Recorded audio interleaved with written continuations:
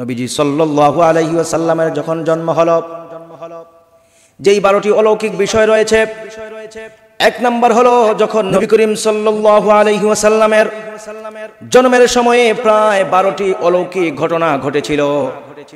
মুহতারাম হাজিরিন, এই সমস্ত ঘটনা তারিখের প্রসিদ্ধ কিতাব আল বিদায়া ওয়ান নিহায়া নামক গ্রন্থের মধ্যে বিস্তারিতভাবে উল্লেখ করেছেন। নবীজি সাল্লাল্লাহু আলাইহি ওয়াসাল্লামের যখন জন্ম হলো, যেই 12টি অলৌকিক বিষয় রয়েছে, এক নাম্বার হলো যখন নবীজির জন্ম হলো, সাধারণত দুনিয়ার মধ্যে শিশুদের যখন জন্ম হয় মায়ের অনেক কষ্ট হয়ে থাকে, প্রসব বেদনা অনেক বেশি হয়ে থাকে, কিন্তু নবীজি সাল্লাল্লাহু আলাইহি ওয়াসাল্লামের প্রিয় মা আমেনার কোনো কষ্ট হয় নাই। আমেনা বলেন, আমি আল্লাহর কসম করে বলতেছি, আমার সন্তান যখন প্রসব হলো আমি চুল পরিমাণও কষ্ট করি নাই। 2 নাম্বার হলো নবী করিম সাল্লাল্লাহু আলাইহি ওয়াসাল্লামের যখন জন্ম হলো, নবীজির শরীরের মধ্যে, শরীর মোবারকের মধ্যে কোনো রক্ত ছিল না, নবীজির শরীরের মধ্যে কোনো দুর্গন্ধ ছিল না। সাধারণত সন্তান যখন জন্মগ্রহণ করে, সন্তান প্রসব হওয়ার পরে তার শরীরে রক্ত থাকে, শরীরের মধ্যে অনেক দুর্গন্ধ থাকে, কিন্তু বিশ্ব নবীকে কে যেন গোসল করায়া জান্নাতের মেশক আম্বর লাগায়া দুনিয়ার মধ্যে কে যেন পাঠিয়ে দিয়েছে। 3 নাম্বার হলো নবীজি সাল্লাল্লাহু আলাইহি ওয়াসাল্লাম যখন দুনিয়ার মধ্যে আগমন করলেন, নবীজির নাভি কর্তন করা ছিল। এর মানে হলো সাধারণত দুনিয়ার মধ্যে সন্তান যখন প্রসব হয়ে যায়, সন্তানের সঙ্গে মায়ের নারের একটা সম্পর্ক থাকে। নবীজির নার কাটা ছিল, নবীজির মায়ের সাথে নাভির কোনো সম্পর্ক ছিল না। নার কাটা অবস্থায় নবী করিম সাল্লাল্লাহু আলাইহি ওয়াসাল্লাম আগমন করেন। 4 নাম্বার হলো 4টা সুন্নত এমন রয়েছে যেইগুলা হলো সমস্ত নবী করিম, সমস্ত নবীদের, যেইগুলা হলো সমস্ত নবীদের সুন্নত। রাসূল সাল্লাল্লাহু আলাইহি ওয়াসাল্লাম বলেন, সুনানুল মুরসালিন আরবাআতুন, আল খিতানু ওয়াত তাআত্তুর ওয়াস সিওয়াকু ওয়ান নিকাহু। 4টা বিষয় হলো যেইগুলা সমস্ত নবীদের সুন্নত। 1 নাম্বার হলো খতনা করা, 2 নাম্বার হলো আতর ব্যবহার করা, 3 নাম্বার হলো মেসওয়াক করা, 4 নাম্বার হলো বিয়ে করা। পৃথিবীর সমস্ত মুসলমানেরা অবশ্যই খতনা দিতে হয়, কিন্তু আল্লাহ রাব্বুল আলামিন বিশ্ব নবীকে মহব্বত করে কুদরতি ভাবে বিশ্ব নবীকে খতনাকৃত অবস্থায় দুনিয়ার মধ্যে পাঠিয়েছেন। সুবহানাল্লাহ। 5 নাম্বার হলো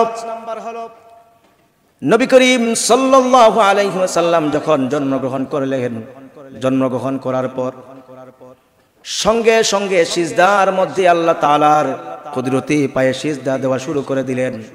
এমন লম্বা সিজদা করলেন, আর সিজদা করলেন তা নয়, সিজদার মধ্যে শুধু বারবার বলতে থাকলেন, আল্লাহু আকবার ওয়াল হামদুলিল্লাহি কাসীরা ওয়া সুবহানাল্লাহি বুকরাতাও ওয়া আসীলা। বিশ্বনবীর জবান থেকে এই কালিমা বারবার পাঠ হচ্ছিল। শুধু তাই নয়, 6 নম্বরের যেই অলৌকিক বিষয় ছিল সেটা হলো নবীজি সাল্লাল্লাহু আলাইহি ওয়াসাল্লামের প্রিয় চাচা হযরতে আবু তালেব বলেন, ও ভাতিজা শোনো, তুমি যে সত্য নবী আমার কোনো সন্দেহ ছিল না। যেই দিন তোমার জন্ম হয়েছিল, তোমার জন্মের পরে আমি যখন মাগরিবের পরে তোমাকে নিয়ে ঘর থেকে একটু বাহিরে আসলাম, আমি হঠাৎ অবাক হয়ে গেলাম। আমি তাকিয়ে দেখি আকাশের সমস্ত তারকা এবং আকাশের চাঁদ আস্তে আস্তে তোমার ঘরের নিকটবর্তী হচ্ছিল, শুধু তোমার দিকে আসতেছিল। আমি মনে মনে ভাবলাম হয়তো চাঁদ তোমাদের ঘরের মধ্যে পড়ে যাবে, আমি ভয় পেয়ে গেলাম। কিন্তু লক্ষ্য করে দেখি না, চাঁদ এক পর্যায়ে দেখি চাঁদ ডান দিকে চলে যায়, আবার দেখি বাঁ দিকে চলে যায়, আবার দেখি কখনো সামনে চলে যায়, আবার দেখি পিছনে চলে যায়। কিন্তু হঠাৎ আমি লক্ষ্য করে দেখলাম তোমার হাত যদি ডান দিকে যায় চাঁদও ডান দিকে চলে যায়, আবার যখন তোমার হাত বাঁ দিকে চলে যায় চাঁদও বাঁ দিকে চলে যায়। তোমার হাত যখন সামনে চলে যায় চাঁদও সামনে চলে যায়। তোমার হাত যখন এইরকম পিছনে চলে যায় আকাশের চাঁদও পিছনে চলে যায়। ভাতিজা শুনো, এদিন বুঝতে পেরেছিলাম তুমি দুনিয়ার সাধারণ কোনো সন্তান নও, অবশ্যই অবশ্যই তুমি হবে আখিরি জমানার পয়গম্বর। 7 নম্বরের যেই অলৌকিক বিষয় সেটা হলো ওই সময়ে নবীজির জন্মের সময়ে পারস্যের সম্রাট ছিল খসরু পারভেজ। ওই খসরু পারভেজের বিশাল বড় বড় প্রাসাদের বড় বড় স্তম্ভগুলো মুহূর্তের মধ্যে ধ্বংস হয়ে যায়। 8 নম্বরের যে অলৌকিক বিষয় সেটা হলো পারস্যের অনেক বছর থেকে অগ্নি মন্দিরের মধ্যে আগুন জ্বলতেছিল, কখনো আগুন নিভে নাই। কয়েক বছর থেকে আগুন প্রজ্বলিত ছিল, আগুন কখনো নিভে না। কিন্তু যখন নবী করিম সাল্লাল্লাহু আলাইহি ওয়াসাল্লামের জন্ম হয়ে গেল ওই সময়ে মুহূর্তের মধ্যে ওই অগ্নি মন্দির থেকে আগুন মুহূর্তের মধ্যে নিভে যায়। 9 নম্বরের অলৌকিক বিষয় হলো তখন মক্কা এবং সিরিয়ার মধ্যবর্তী স্থানের মধ্যে অনেক দুর্ভিক্ষের মতো ছিল, নদীর মধ্যে কোনো পানি ছিল না। কিন্তু বিশ্বনবী সাল্লাল্লাহু আলাইহি ওয়াসাল্লাম যখন দুনিয়ার মধ্যে আগমন করলেন ওই সময়ে বিশ্বনবীর বরকতে মুহূর্তের মধ্যে মক্কা এবং সিরিয়ার মধ্যবর্তী অঞ্চলে পানি প্রবাহিত হয়ে যায়। 10 নম্বরের অলৌকিক বিষয় হলো নবীজি সাল্লাল্লাহু আলাইহি ওয়াসাল্লাম যখন দুনিয়ার মধ্যে আগমন করলেন ওই সময়ে মক্কার মধ্যে যত মূর্তি ছিল বিশ্বনবীর যখনই জন্ম হলো মুহূর্তের মধ্যে সমস্ত মূর্তিগুলো মাটির মধ্যে তখন পড়ে যায়। মুহতারাম হাজিরিন, 11 নম্বরের বিশ্বনবীর যখন জন্ম হলো ওই সময়ে নবীজি সাল্লাল্লাহু আলাইহি ওয়াসাল্লামের শরীর থেকে এমন একটা আলো বের হয়ে যায় যার কারণে মুহূর্তের মধ্যে চতুর্দিক আলোকিত হয়ে যায়।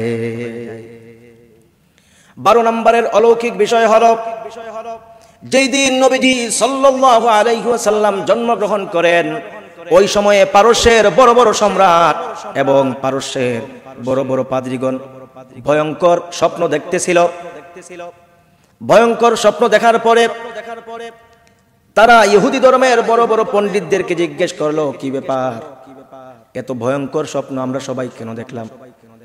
সকলে এক বাক্যে বলতে লাগলো, তাহলে শুনে রাখো আর বেশি দেরি নয়, আরবের মধ্যে আখিরি জামানার পয়গম্বর আকায়ে নামদার মদিনা কা তাজদার মাহবুবে কিবরিয়া জিগর গোশে আমেনা পয়গম্বর আরবি সাল্লাল্লাহু আলাইহি ওয়াসাল্লামের আগমন হয়ে গেছে এবং পৃথিবীর মধ্যে ইসলামের ঝান্ডা বুলন্দ হয়ে যাবে এবং কাফের বেঈমান সব কিছু তখন এক সময়ে সব কিছু ধ্বংস হয়ে যাবে। মুহতারাম হাজিরিন, এই অলৌকিক 12টা বিষয় বিভিন্ন রিওয়ায়াতে কিছু কম বেশি পাওয়া যায়, কিন্তু এই 12টা বিষয় আলহামদুলিল্লাহ বিশ্বনবীর জন্মের সাথে সাথে এই অলৌকিক বিষয়গুলো প্রকাশ পেয়েছে। জন্মের সময়ে অনেক অলৌকিক বিষয় অন্যান্য নবীদের বেলাও প্রকাশ পেয়েছে। যেমন মূসা আলাইহিস সালাতু ওয়াস সালামের জন্ম যখন হলো ওনার মা আল্লাহ রাব্বুল আলামিন ওনার মাকে ওহীর মাধ্যমে জানায় দিলেন উনি যাতে ওনার সন্তানকে যাতে নদীর মধ্যে ভাসিয়ে দেন, ছোট্ট বাচ্চাকে নদীর মধ্যে ভাসিয়ে দিলেন। আবার মূসা পয়গম্বর আল্লাহর কুদরতে উনি জীবিত থাকলেন, বেঁচে গেলেন। এই রকম ঈসা আলাইহিস সালাতু ওয়াস সালাম শিশুকালে উনি ওনার মুজিজা আল্লাহ রাব্বুল আলামিন ওনার মাধ্যমে মুজিজা দেখালেন, মানুষ অবাক হয়ে গেল। ছোট্ট শিশু, একদিনের শিশু, সে কথা বলতেছে, সে বলতেছে ক্বালা ইন্নী আব্দুল্লাহ, আমি হলাম আল্লাহর বান্দা, আতানিয়াল কিতাব ওয়া জাআলানি নাবিয়্যা। সুবহানাল্লাহি ওয়া বিহামদিহি।